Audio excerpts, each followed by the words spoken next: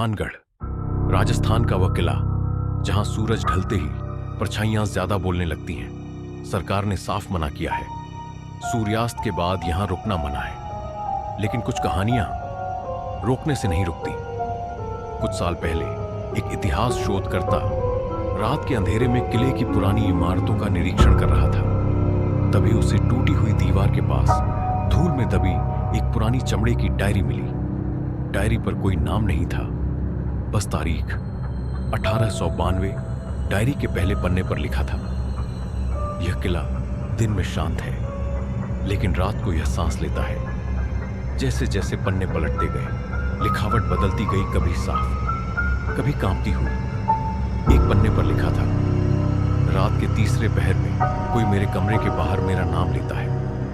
अगले पन्ने पर लिखा था कि मैंने दरवाजा नहीं खोला, लेकिन पदचाप मेरे बिस्तर तक आ गई।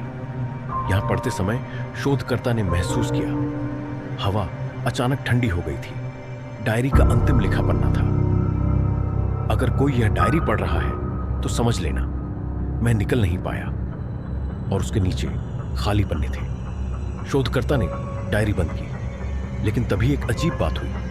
खाली पन्ने पर धीरे धीरे स्याही उभरने लगी, जैसे कोई अदृश्य हाथ अभी अभी लिख रहा हो। लिखा था, तुम मुझे पढ़ रहे हो। शोधकर्ता का हाथ कांप गया। कुछ सेकंड बाद एक और लाइन उभरी, मैं अभी भी यहां हूं। और उसी पल किले के अंदर तेज हवा चली। दरवाजे अपने आप चरमराने लगे। डर के मारे शोधकर्ता ने डायरी वहीं फेंकी और किले से बाहर भागा।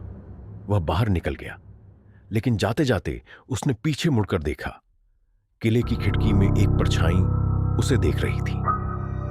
आज भी कहा जाता है, वह डायरी कभी कभी भानगढ़ के किसी कोने में फिर से मिल जाती है।